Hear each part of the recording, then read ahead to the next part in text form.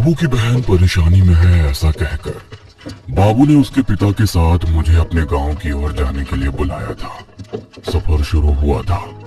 बाबू के साथ मैं उसके गांव को जा रहा था। गाड़ी रास्ते के बाजू में ठहर गई। बाबू के पिता बोले, हम तीनों को इस तालाब के बाजू से ही चलते हुए जाना है। लगभग 4 किलोमीटर का रास्ता एक तालाब के बाजू से जाता है। चाहे जो भी हो जाए, हमें वो रास्ता रात ढलने से पहले पार कर गांव तक जाना है। बाबू मेरी तरफ देखते हुए बोला, चंदन, हॉस्टल में मैं जिस तालाब के बारे में तुझे बताया था ना, ये वही तालाब है जिसके बाजू से कई पुराने मंदिर और खंडहर वाली जगह है, जहाँ पर आज रात को भी कोई नहीं जाता था। मेरे पिताजी जानते हैं कि इधर से गांव तक कैसे पहुंचना है। तब मैं बाबू के पिता गोपाल जी को बोला, चाचा जी, शाम के बाद इस रास्ते पर या इस तालाब के नजदीक कोई भी नहीं ठहरता, तो आप इसी रास्ते से हमें क्यों लेकर जा रहे हो?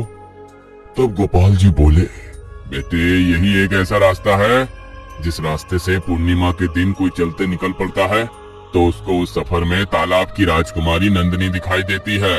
मैं गोपाल जी की तरफ देखते हुए बोला, मुझे ये बात बाबू ने बताई थी, लेकिन उसने ये भी बताया था कि वो दिखाई दे तो उस व्यक्ति का रात भर उस किनारे से घर जाना नामुमकिन है।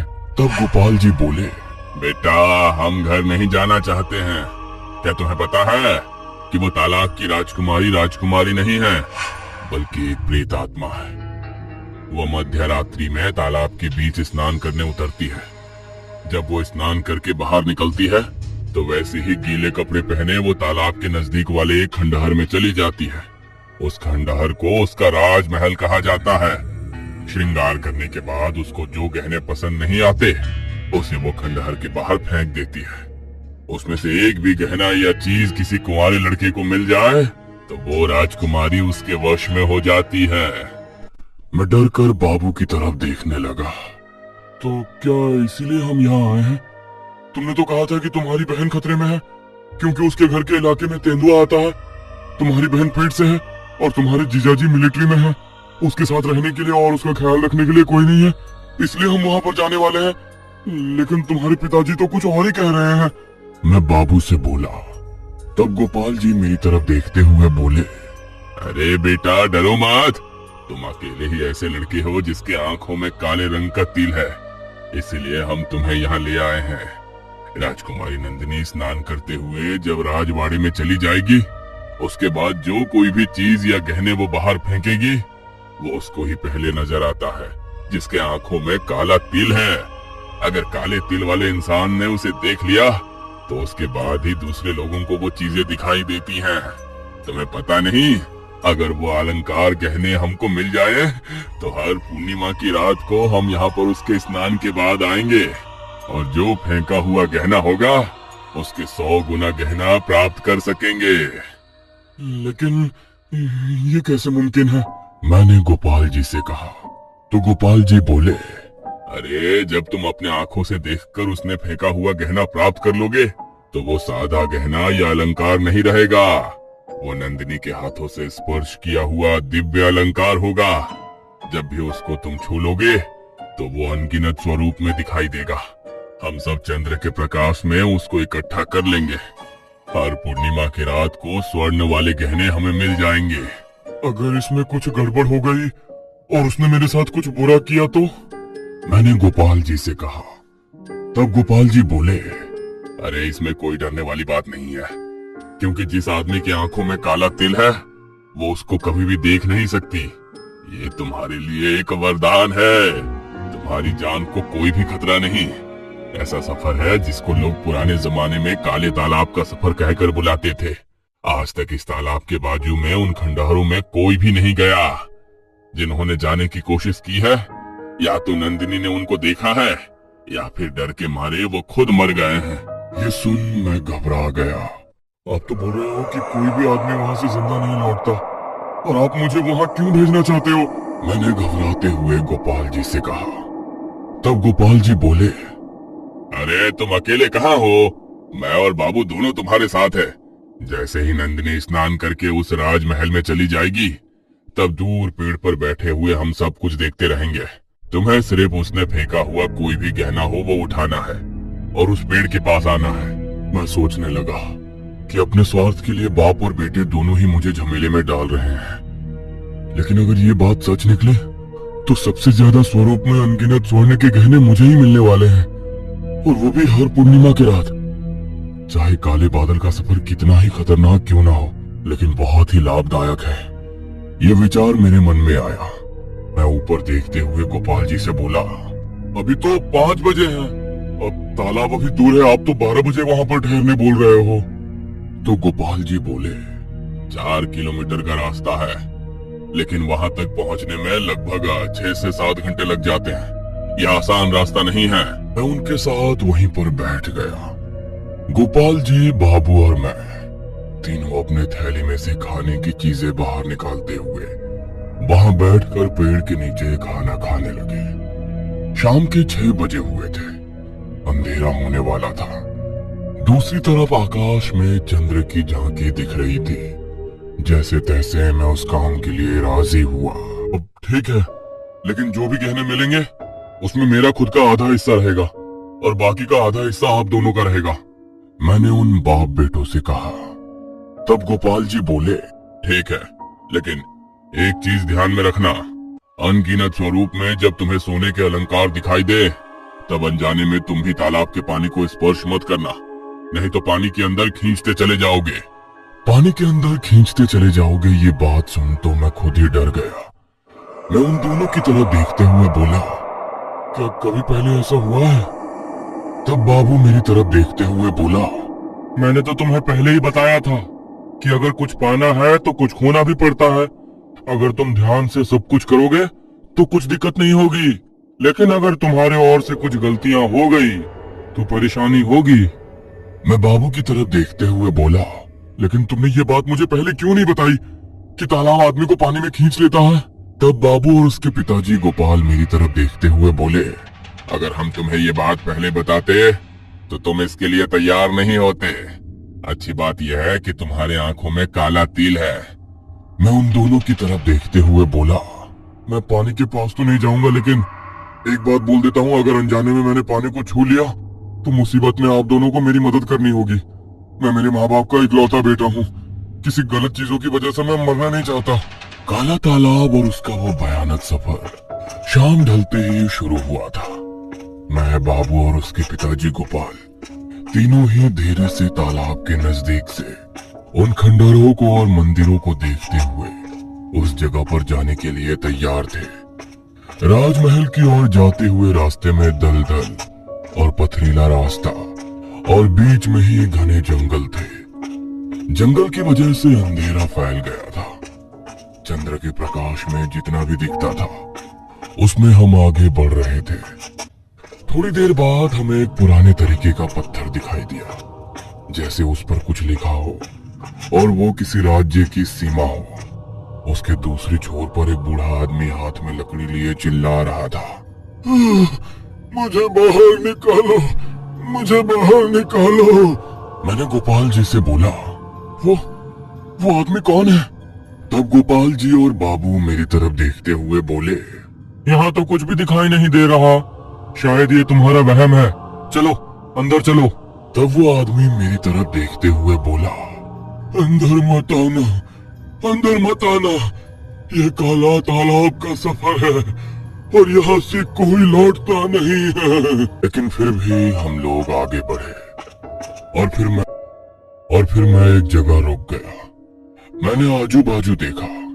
मेरे पीछे गोपाल जी और बाबू दोनों भी ठहर गए। मैं उनकी तरफ देखते हुए बोला, लगता है नंदिनी का इलाका शुरू हुआ है।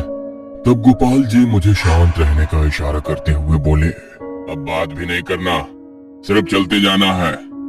हम तीनों लगभग तालाब के बाजू के रास्ते से चल रहे थे। जब मैंने ऊपर चांद की तरफ देखा तो उसका प्रतिबिंब नीचे पानी में दिख रहा था। पूरा पानी काला था। इस काले पानी में चांद की चमक बहुत सुंदर दिख रही थी। मैं एक जगह पर रुक गया और बाईं ओर मुड़कर मैंने देखा तो पानी के अंदर चमकने वाली आंखों की 2-3 विचित्र आकृतियां दिखाई दी। ये क्या है? मैं अपने आप से ही बोला। किसी के पूछो तो एक दूसरे से बात करना मना था। सामने एक पथरीली रास्ते से दूर से बहुत ही सुंदर लड़की आते हुए दिखाई दी। मैंने घड़ी में देखा तो लगभग 11:30 बजे हुए थे और मैं समझ गया कि यह वक्त तो नंदिनी के स्नान विधि का है। तालाब के बाजू में एक पेड़ था। मैं उसके पीछे छुप गया। मेरे पीछे पीछे गोपाल जी और बाबू दोनों भी छुप गए। नंदिनी अपने बदन के ऊपर के कपड़े बाजू में फेंकते हुए पानी में उतर गई। जैसे ही उसने पानी में कदम रखा, उसका बदन दिव्य प्रकाश के रूप में चमकने लगा, जैसे वो कोई सुनहरी बदन वाली अप्सरा हो। मैं उसके सौंदर्य को देख काफी आकर्षित हुआ। मैंने उसे स्नान करते हुए देख लिया। राजनंदिनी राजमहल में जाने का मैं इंतजार कर रहा था।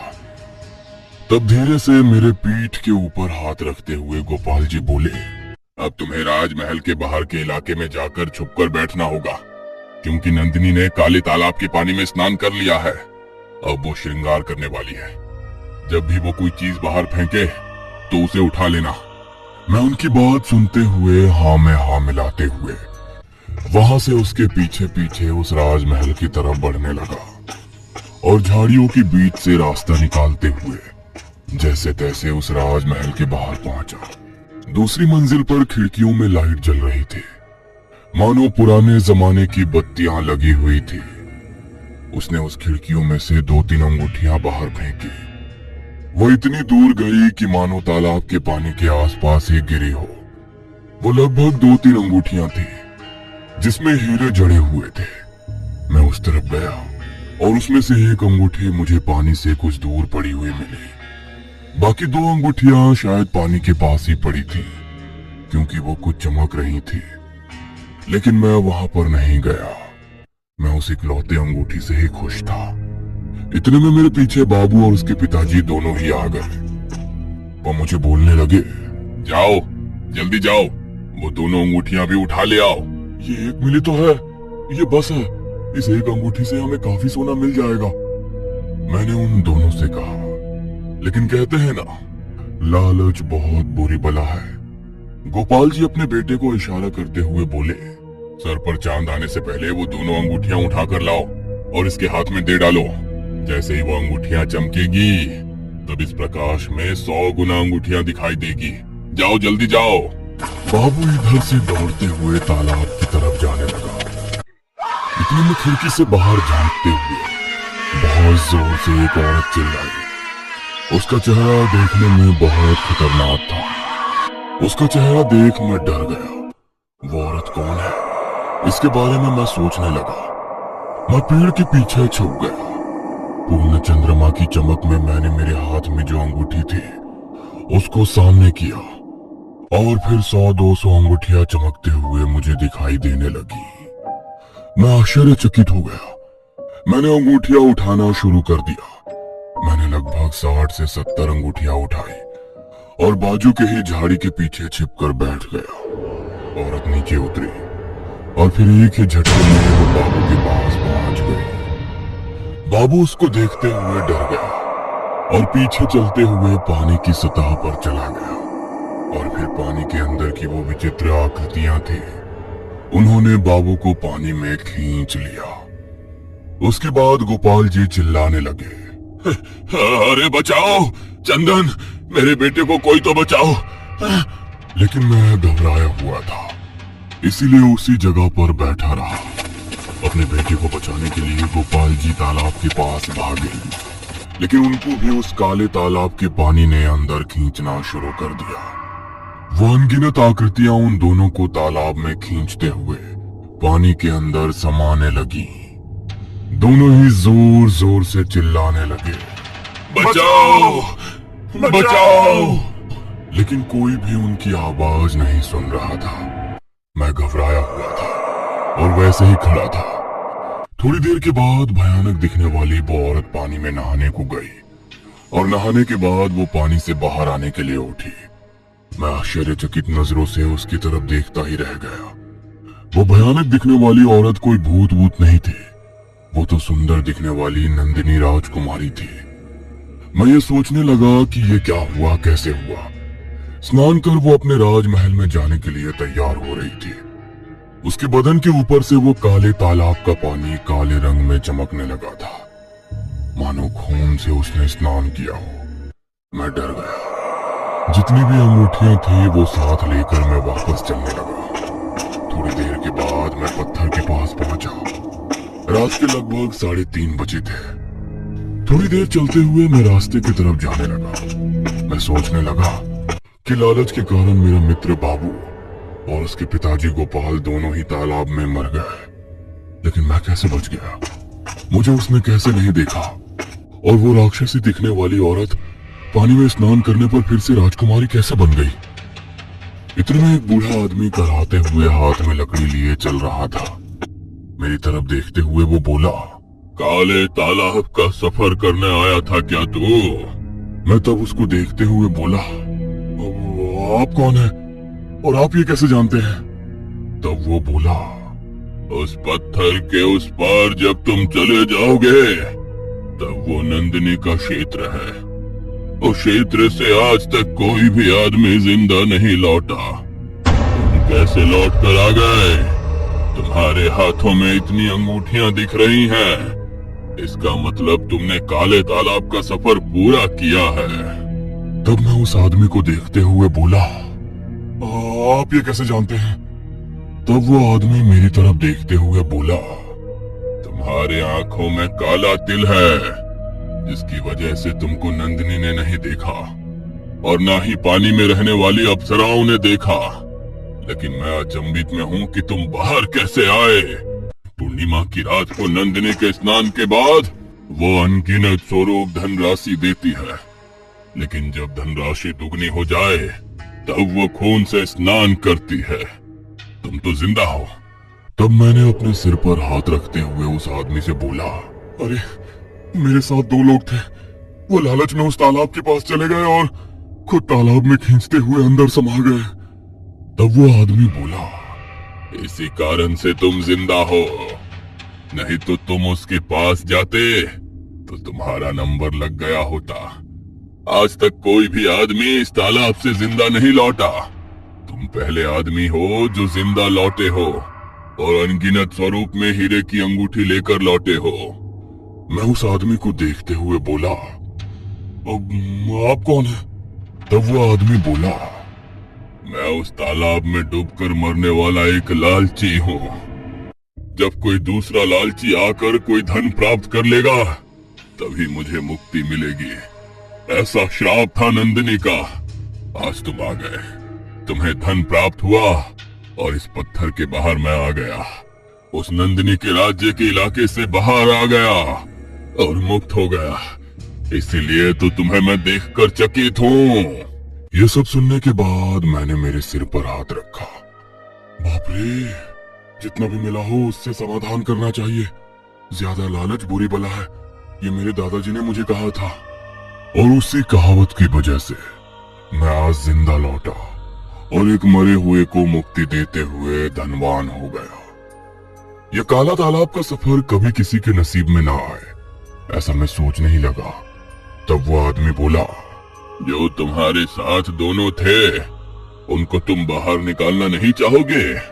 मैं बोला, अब वो कैसे मुमकिन है?